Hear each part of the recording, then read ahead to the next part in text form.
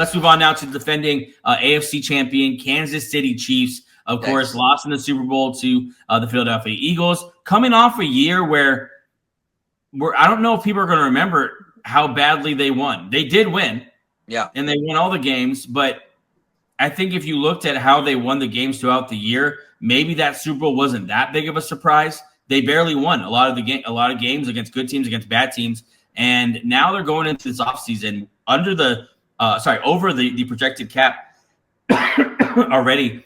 Even after trading away Joe Thuney, they still have work to do. Hopefully, we're probably going to see some restructures still, but they don't have a lot of cap space to work, and they're losing a ton of guys that they just can't afford to keep. Free agents of them, Kareem Hunt played a big role for them last year. Yep. Samaje Perine, you see him let him go. Marquise Brown, I don't know if they'll be able to afford to bring him back. I think they will. I think he missed last season, and I think he likes it there. I think he likes the opportunity, and I think it's kind of like what could have been. Let's run it back because I don't want to go out like that. But namely on that defense, on both lines. Okay, you got DJ Humphries, who they're going to lose. Joe Thuney's out now. That's two major holes. And the other side of the Jawan Taylor, he's kind of a question mark as well. You're guessing Mike Caliendo is going to start there at one of the guards, but you have a lot of holes on the offensive line. The defensive line, though, is getting schmacked. Derek Noddy, who played a lot for them, he's not going to be coming back. Charles Omenihu, he's probably not coming back. Josh Uche, who they got at the trade deadline last year, he's not probably coming back. Turk Wharton, who I think one of the most underrated guys in free agency. Wharton from the Chiefs, he's not coming back as well. You got Chris Jones, another year older. He's almost retired several times now. They're probably not going to be back. Justin Reed, Nick Bolton's probably leaving. They're losing a lot of pieces on this team, and I don't know if they have the money to plug all those holes. And so I did my best here. I think you're going to have to take some shots and just go totally win now. Mm-hmm. Right? You're bringing back Travis Kelce for one more year. You do have some youth on this team that hopefully will be able to carry him through. Rashee Rice and Isaiah Pacheco and those kind of guys. But let's get into it here. All right, my first move here for the Chiefs, because that money is tight, taking a shot at Jedrick Wills, tackle, of course, drafted by the Browns. He got moved to left tackle after playing right tackle predominantly in college. It didn't work out. By the time he got benched at left tackle, they already had someone at the right tackle set there, and so he was pretty much just benched and didn't play. But what is originally a first-round pick, we have seen decent play out of him before in the past. And so I think taking a shot at someone like this is, again, not the greatest move, but with the cap space you have, the ceiling that he may have, not going to take much. I think Jedrick Wills, and I'll go ahead and loop in there with Will Hernandez as well. Older player from the Cardinals. I think he's well over 30 at this point, but still a decent, solid guard. You're going to have to replace Thuney at some point, and we saw the kryptonite, and the word has to be out by now around the league. Kryptonite to beat the Chiefs, you rush the passer, you get as many pass rushers as you can, and you go make Patrick Mahomes run around.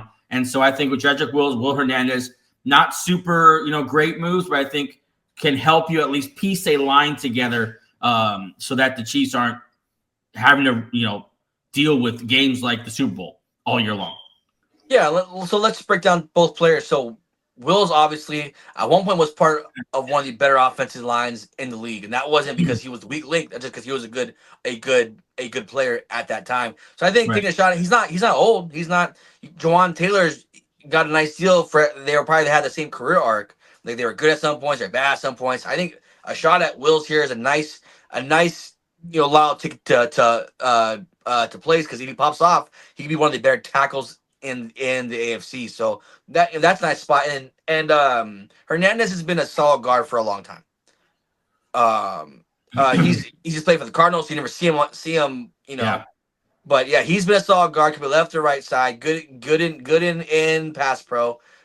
He's like 330 pounds. He's a big dude. So yeah, I think these kind of guys you have to take chances on, and they have enough upside to where if they both pop, it's a good piece to add next to Humphrey and now Trey Smith. Yeah, before Chiefs fans kill me, I think a guy like Jedrick Wills especially, you're throwing him to the mix, and hopefully you need 2, maybe 3 offensive linemen out of this group. That's Mike Caliendo, Jedrick Wills, hopefully, and then Kingsley Suamatia. Yeah. I try to say his name, but he's probably going to get a shot. Going to have to, see if he can play this year as well. And out of that group, hopefully you get a starter. I think you're right. I think Will Hernandez is plug and play, and you're ecstatic to have him. I think Will Hernandez is the type of guy that either Travis Kelce or Patrick Mahomes or maybe taking some kind of a haircut to bring on the team. Someone like Will Hernandez, because they know that's going to pay dividends. Let's go to the other side of the ball because they're losing a lot on that side as well. At safety, I think I read a report today, probably not going to be able to re-sign Justin Reed. And so you're going to need to go get someone. I think Jordan Poyer is the perfect guy to go get. He's not going to be expensive at all. He's still playing solid football. He obviously is so solid in the locker room. You're gonna love to have him on your team. He's gonna fit into the culture. He's gonna love playing for Spagnuolo. He's just a great all around guy. Also, user of Aaron Rodgers' deal. What's it called? The drug? Ayahuasca. Ayahuasca guy. So you get an ayahuasca guy. Big ayahuasca guy. Sky's the limit. Jordan Poyer. Go ahead. Sorry, Poyer here is not a nice guy. He still played well last year with Miami. Solid safety. Yeah, it's these kind of guys that you have to take. And I don't think it would cost you a whole lot of money or a whole lot of years for the contract. He's already going to be 35 or 34. So yeah, solid ad here. Yeah, you got to imagine if he's going to continue to play, he's only going to be playing meaningful football. He's not going to play for some team that's rebuilding, and so I think I think it's mutually beneficial here. Guy looking to win still, and I'll go ahead and keep that going with Stephon Gilmore. I think it's the same exact thing for him. I think he wants to play meaningful football. Was on a great defense last year. If they can somehow swing it, and if for some reason the Vikings aren't interested in bringing him back, he is older, has been hurt before, so maybe that's why. But I think Stephon Gilmore coming in here. Besides McDuffie, everyone else was picked on in the Super Bowl, and so you're gonna need other guys who can step up. I think Stephon Gilmore still is playing really good football. Him and Jordan Poyer, I think, can steady that secondary and hopefully be healthy enough to do a playoff run. Yeah, I'm. It's kind of surprising that you didn't pick. They're losing so much D linemen. You didn't pick one of these veteran edge rushers or defensive linemen here. I just don't know if they have the money for it. Yeah, it's gonna be tough. They're losing a lot of depth at that D line. Not even like starters, but the guys behind them. Pause. So yeah, it's gonna be pretty hard to replace those guys. Yeah. There's a lot of veteran edge rushers there, but they have to do what the Rams did. Just start going in the draft, start collecting these draft picks, and hoping they pan out. Because I think so. I have tackle Josh Simmons here from Ohio State. If he lasts that long, I think that caliber tackle you'd have to take. But I could also see them here going for an edge rusher. It's a very deep draft on the defensive line. So I do think they'll be able to get someone pretty solid in the second round on defensive line, not as deep in the tackles. So I think Josh Simmons, you take a shot at him, and maybe he's your left tackle of the future. Throw him in that mix as well. Maybe he's your replacement for Jawan Taylor. I don't know. I think, like I said before, let's just collect the offensive linemen and see if we could piece together a line here, because Patrick Mahomes is still in his prime and he needs to win more championships.